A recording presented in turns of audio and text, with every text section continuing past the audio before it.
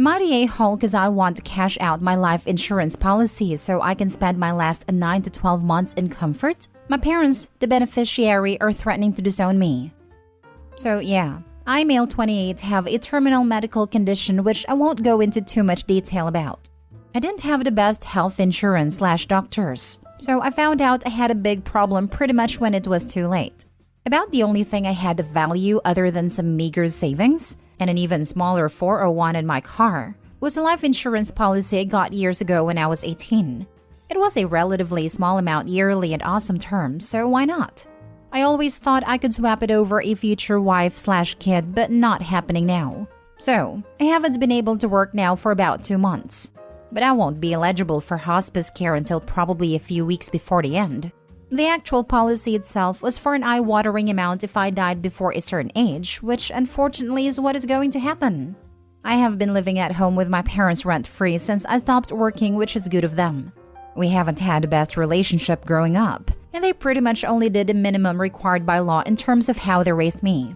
No complaints, but not parents of the year material. A lot of this was due to finances. I have been putting money towards food and utilities, but not the rent they're paying, as that was a cost they were covering by themselves, and my being here hasn't increased it. Anyway, I have been investigating cash outs, both through the company and investor groups, that will give you a bit more in exchange for being named as beneficiary. I will probably stick with the company offer to get things moving faster.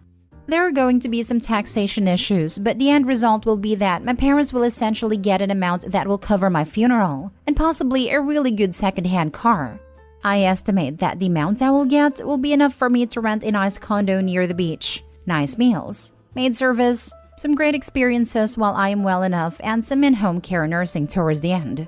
My parents have basically said that the life insurance policy named to them will set them up for life and allow them to buy a house and invest, etc., and probably even retire early. They are in their 50s and were probably going to have to work until they dropped. They're telling me that they have made a lot of sacrifices to have me move into their house until I go to hospice, but I really don't see what that is, other than the inconvenience of 3 adults in a 2-bedroom house. One of them was going to give up work towards the end to provide some home care until I qualified for hospice, but my cashing out will mean they can keep working.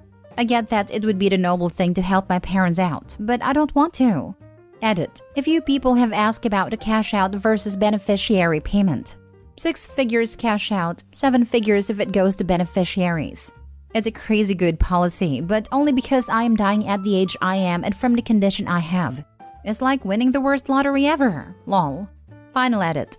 I'm tired and I'm going to have a nap. Thanks to all the messages of support and clarification on hospice entitlements and final advice. To put concerns to rest, when I said I won't be eligible for hospice for a few weeks before the end, I worded it badly, as much as is in my power. The only time I will go into hospice proper is my last few weeks. I am young and strong, and I plan to spend as much time by the sea until I can't. Let's see if life screws that up for me too. Lol.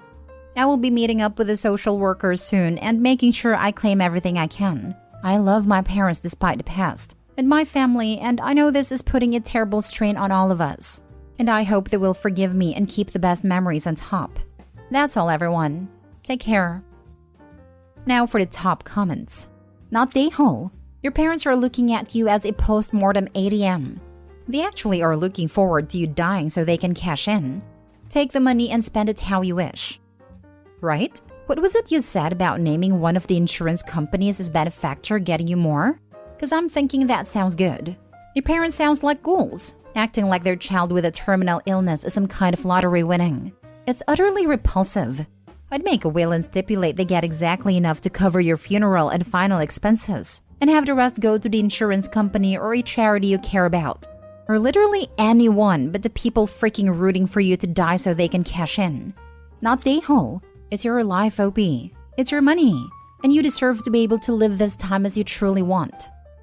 I would repay the funeral so they don't get buried in a cardboard box. Someone else said prepaying my funeral and making arrangements now would be a good gesture for my parents.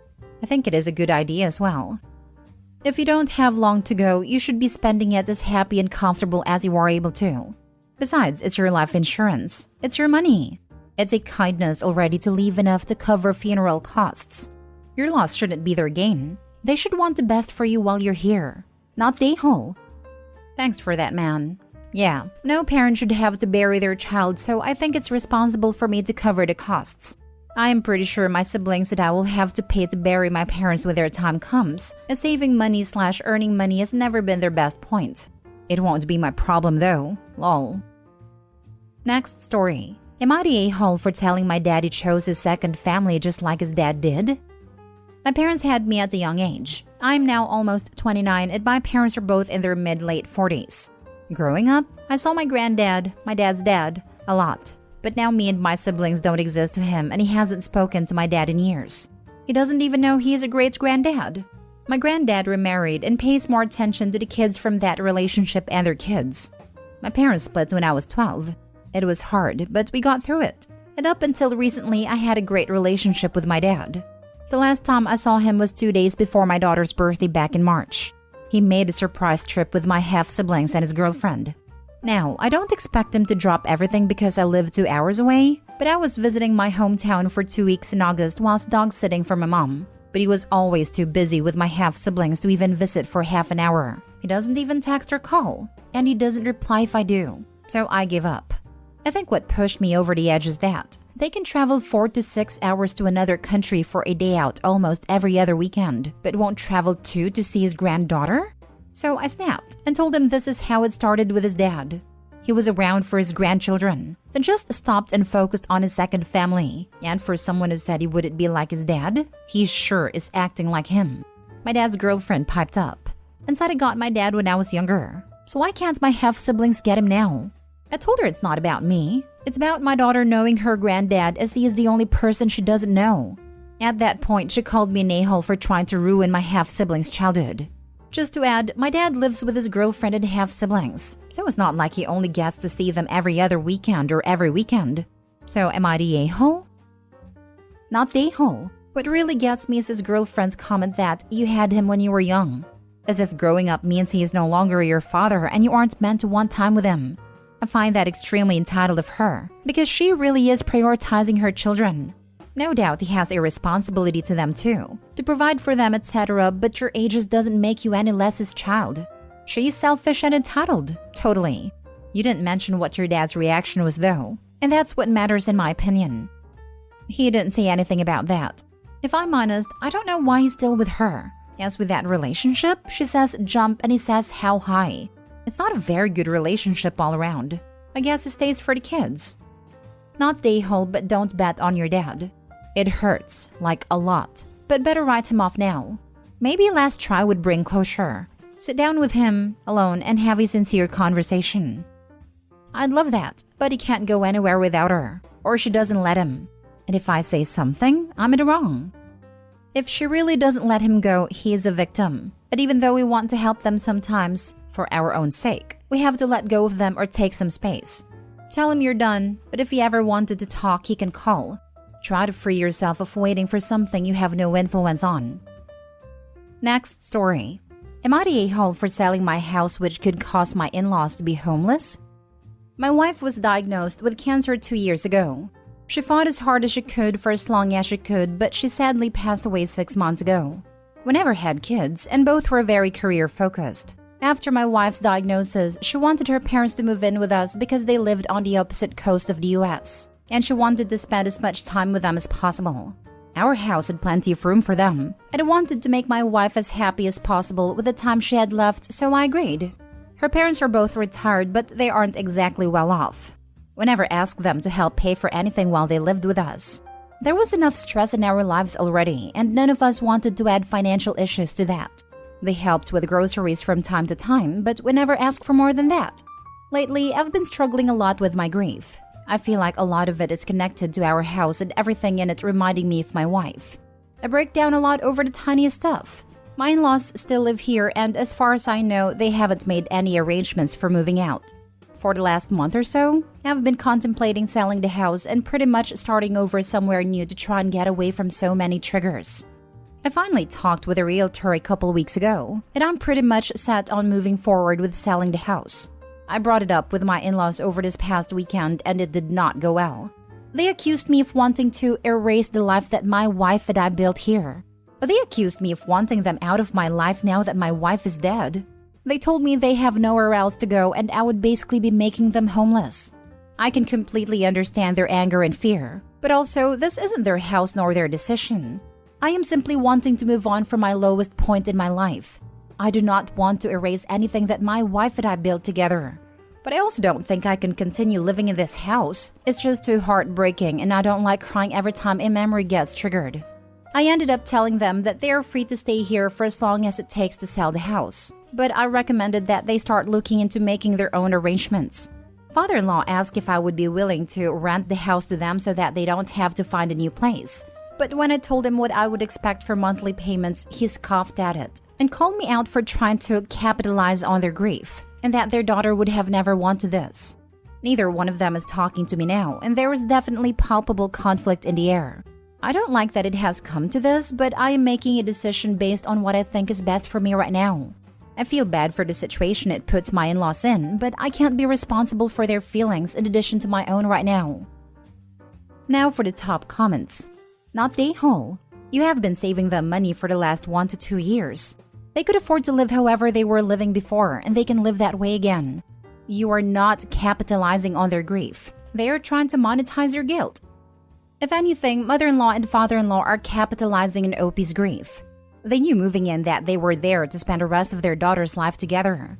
There is no reason that they should be there 6 months after OP's wife passed. If they had moved out after their daughter passed, even like a month or 2 later, OP could have already sold the house and started to heal. Not the a-hole. You're not throwing them out tomorrow. You're telling them that you can't stay there and you're selling the home. There's no erasing the life you had with your wife. You'll carry that the rest of your life.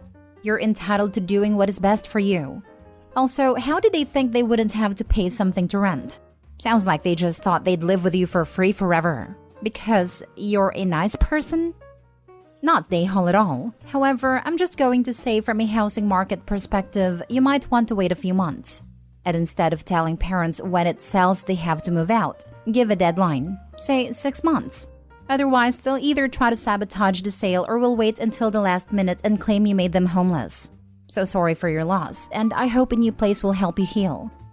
I don't care about a market. I just want to stop having breakdowns every time I have a triggering memory over something silly, like finding a beach towel my wife used on a vacation we took. Last story. Am I the a-hole for not moving out of my brother's house? My brother, 42 male, and his fiancée, 39 female, are getting married. I, 36 male, live with my parents who are in their 80s. My brother pays rent for the home. However, he lives in his apartment but will soon be moving back into his house and told me he wants me to move out, knowing I can't afford my own apartment. I am a military reserve part-time soldier and my brother is a mailman and realtor. My parents and I have lived with my brother for 10 years now, and now he wants me to move out without having any sort of plan or housing arrangement in place for me. He knows I don't make much, only roughly $12,000 a year since I only work once every weekend or when I am getting scheduled for drill, which obviously isn't often. I told him that I would move if he would allow me to live inside the apartment that he is currently living at, but he has declined, and won't allow me to without giving any sort of reasoning. I feel it is his fiancée who encouraged him to go down this endeavor of putting me onto the street so suddenly, when my brother never mentioned any of this such and having any despair feelings of me moving out. In our culture, it is common for family to live together under one roof. I told him there is no way I'm moving unless I'm being allowed to stay in the apartment. You're the a-hole just thinking you could get by on a reservist's salary. You're the a-hole for thinking that it was perfectly acceptable and adult to have your brother, not even your parents for Pete's sake, pay your way through life. You're the a-hole for believing that any other adult would and could continue to pay for your lifestyle forever. I mean, come on, what was your plan had your brother died tomorrow? You're the a-hole for trying to shift the blame onto your future sister-in-law.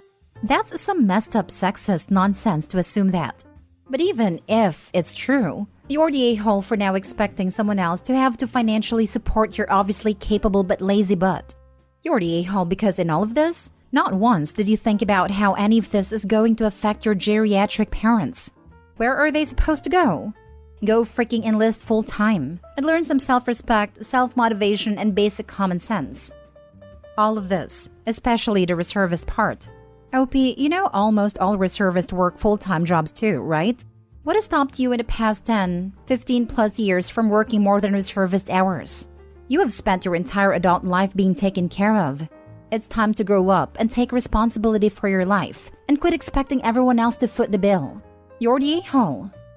Yep, we had a reservist on my team, recently transferred to a new group, and he was a manager.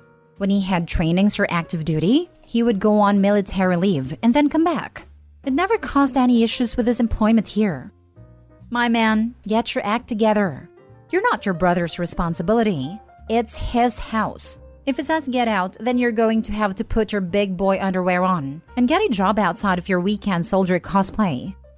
You're the a-hole. You are 36. You officially were an adult at 18 years ago. You have lived far too long on your brother's dime. It is time to adult. Good for your brother that he recognizes this would be an infringement on his relationship with his fiancée to have his grown brother continue on as his dependent for no reason. Set some goals. Get some life counseling. Get a job. Spread your wings and fly.